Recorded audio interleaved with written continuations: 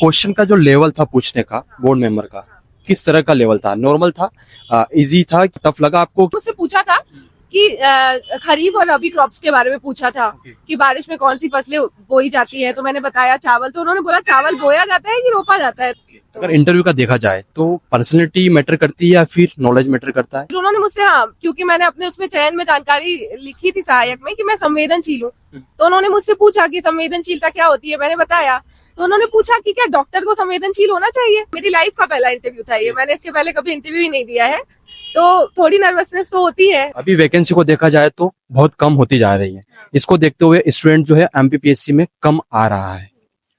इसके साथ में जो तैयारी कर रहा है, क्या और भी कोई ऑप्शन लेके चलना चाहिए? तो मैं इस चीज पे फोकस करना चाहती हूँ कि मेन, क्योंकि मैंने खुद बहुत मिस्टेक्स किए हैं इस जर्नी में, तो मैं इसीलिए बताना चाहती हूँ कि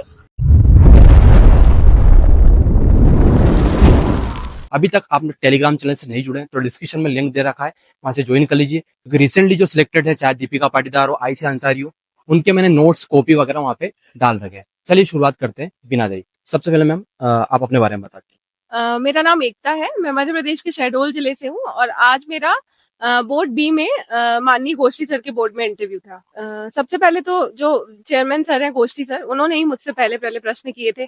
पहले तो उन्होंने जो मेरा पूरा डेफ था वो डिटेल में पूरा पढ़ा, और उन्होंने जो जो मेरे डेफ में अच्छा लगा उनको उन्होंने अप्रिशिएट भी किया। फिर उन्होंने बोला कि आप इकोनॉमिक्स ऑनर्स की स्टूडेंट हैं, मैंने बोला यस सर।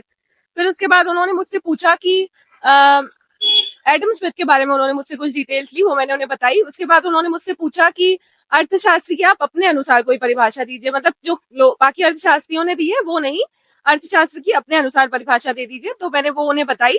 उसके बाद उन्होंने मुझसे, फिर उसके बाद सेकंड मेंबर की बारी आई। उसके बाद उन्होंने मुझसे पूछा, आप एक मतलब एमपीपीएससी की स्टूडेंट है, आपने ज्योग्राफी तो पढ़ी होगी, मैंने बोला जी सर। उसके बाद फिर उन्होंने ज्योग्राफी में मुझसे काफी सारे क्वेश्चंस किए, मानसून कैसे आता है, क्या क्या योगदान होता है।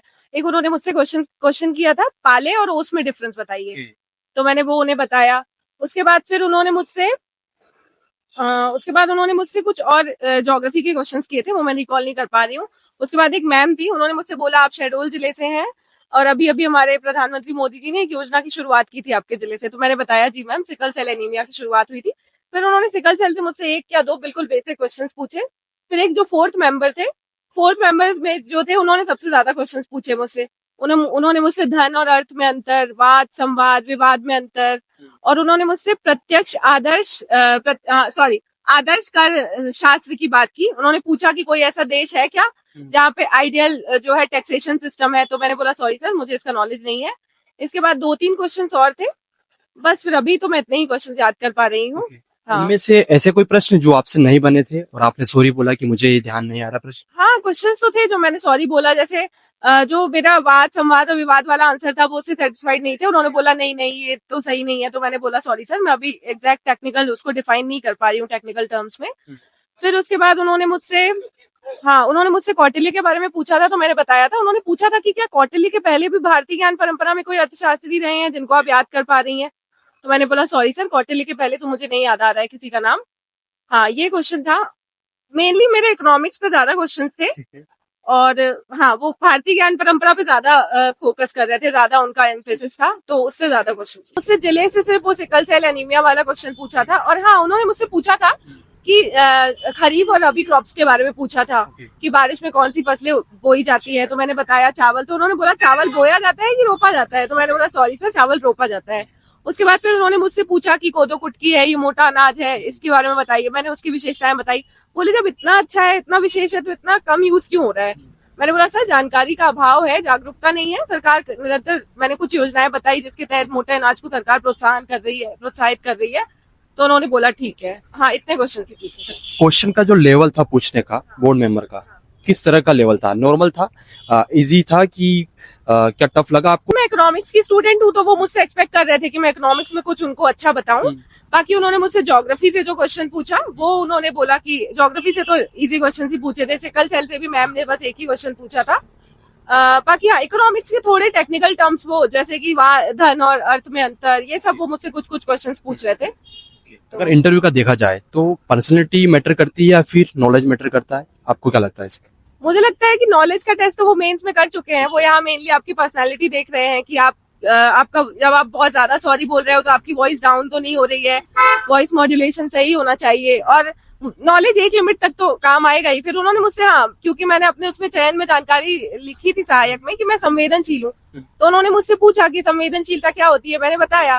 तो उन्होंने पूछा कि क्या डॉक्टर को संवेदनशील होना चाहिए, मैंने बोला सर एक लिमिट तक तो हर व्यक्ति को संवेदनशील होना चाहिए। तो बोले वही तो है, लिमिट लग जाती है यहाँ पे। तो मैंने बोला यस सर। फिर उससे आगे उन्होंने संवेदनशीलता से मुझसे कोई क्वेश्चन नहीं किया। बाकी हाँ, वो बस इतने ही, अभी तो मुझे इतने ही क्वेश्चन याद है। ओवरऑल एक्सपीरियंस देखा जाए तो कैसा क्या रहा आपका? ओवरऑल मेरा एक्सपीरियंस अच्छा था। मेरा फर्स्ट इंटरव्यू था, तो मैं नर्वस तो थोड़ी तो नर्वसनेस सबको होती है, अदरवाइज मेरा एक्सपीरियंस अच्छा था। मुझे काफी कुछ सीखने को मिला और मुझे और डायमेंशन पता चल गए हैं कि और क्या पढ़ा जा सकता है। तो अभी तो बस इतना ही, बाकी रिजल्ट के टाइम पे देखते हैं। ओके, इंटरव्यू से पहले जो रात है उसमें क्या चल रहा था माइंड में? क्या नर्वसनेस फील हो रहा था, डर लग रहा था, एंजाइटी हो रही थी? हाँ, ऑब्वियसली अब पहला इंटरव्यू था, मेरी लाइफ का पहला इंटरव्यू था ये, मैंने इसके पहले कभी इंटरव्यू ही नहीं दिया है, तो थोड़ी नर्वसनेस तो होती है, रात को नींद आने में प्रॉब्लम होती है, लेकिन मुझे लगता है आपको टाइम पे सो जाना चाहिए, तभी आप रिकॉल कर पाते हो चीजों को। एक स्ट्रेटजी के बारे में बात करें, मेंस हो गया, प्री हो गया, क्या अप्रोच रहनी चाहिए? मुझे लगता है कि सबसे इम्पोर्टेंट मेंस ही है, मेंस ही आपको सिलेक्शन दिलाएगा। तो सबसे ज्यादा एफर्ट्स और अटेंशन मुझे लगता है मेंस को ही देने चाहिए, क्योंकि ये एक ऐसा स्टेज है जिसमें आपके पूरे मार्क्स आपके अपने हाथ में होते हैं। प्रीलिम्स में आप बहुत आईसी होता है, एक दो क्वेश्चन से आप बाहर हो सकते हो, इंटरव्यू में भी कुछ कह नहीं सकते कि वो क्या पूछ रहे हैं, लेकिन मेंस मुझे लगता है पूरा आपके हाथ में है। जिसका मेंस बहुत अच्छा है, मुझे लगता है आज कल नहीं परसों वो डेफिनेटली सेलेक्ट हो जाएगा। एमपीपीएससी लगभग कितना टाइम मांगता है आपसे कि इतने टाइम में आपकी तैयारी और बेहतर तरीके से हो सकती है? इतना टाइम तो आपको देना पड़ेगा। ये पर्सन टू पर्सन डिपेंड करता है, कुछ लोग बीच में कुछ प्रॉब्लम्स की वजह से ब्रेक भी ले लेते हैं, जैसा मुझे लेना पड़ा। मैं काफी टाइम से प्रिपरेशन कर रही हूँ, लेकिन मुझे बीच बीच में कुछ ब्रेक्स लेने पड़े कुछ इश्यूज की वजह से, और मुझे लगता है कि आपको एक साल तो देना पड़ेगा प्रॉपर, क्योंकि मेंस बहुत टाइम टेकिंग है, बड़ा सिलेबस है, आपको कॉन्सेप्चुअल जो समझ है वो विकसित करनी होती है, answer writing, continuously answer writing करनी होती है। एक साल तो मुझे लगता है मिनिमम है, एक साल तो लगेगा। ओके, अभी वैकेंसी को देखा जाए तो बहुत कम होती जा रही है, इसको देखते हुए स्टूडेंट जो है एमपीपीएससी में कम आ रहा है, इसके साथ में जो तैयारी कर रहा है, क्या और भी कोई ऑप्शन लेके चलना चाहिए? मेरे पास नहीं है कोई ऑप्शन भी या प्लान भी, पर मुझे लगता है कि होना चाहिए। प्रैक्टिकली अगर सोचा जाए तो एक प्लान भी आपके पास होना चाहिए, ये आपको ज्यादा व्यवहारिक बनाता है, और इस एग्जाम की डिमांड भी है कि आप व्यवहारिक बने रहें। मैं एक चीज पे फोकस करना चाहती हूँ कि मेंस, क्योंकि मैंने खुद बहुत मिस्टेक्स किए हैं इस जर्नी में, तो मैं इसीलिए बताना चाहती हूँ कि mains is all about answer writing. आप आंसर राइटिंग नहीं करते हो तो आप कितना भी पढ़ो, दिन में 12 घंटे 14 घंटे, आपका मेंस क्वालिफाई करना बहुत डिफिकल्ट हो जाता है। सबसे ज्यादा फोकस मुझे लगता है आंसर राइटिंग पे करना चाहिए। और इंटरव्यू के बारे में मुझे ज्यादा एक्सपीरियंस तो नहीं है, अभी मैंने अभी इंटरव्यू दिया है। मैं यही बोलूंगी कि stay confident and stay happy, तभी निकल सकता है। It's all about confidence. Okay, thank you so much. आपको ये इंटरव्यू पसंद आया होगा। आपके कोई सजेशन हो, आपके कोई प्रश्न हो तो कमेंट करके जरूर बताएं। हम कोशिश करेंगे जो भी नेक्स्ट कैंडिडेट का हम इंटरव्यू लेने वाले हैं उनमें आपको प्रश्नों को कवर करना है। और अभी तक आपने टेलीग्राम चैनल से नहीं जुड़े तो डिस्क्रिप्शन में लिंक दे रखा है। अभी तक आपने चैनल को सब्सक्राइब नहीं किया तो सब्सक्राइब कर दिए और वीडियो को लाइक कर दिए। चलिए, थैंक यू सो मच।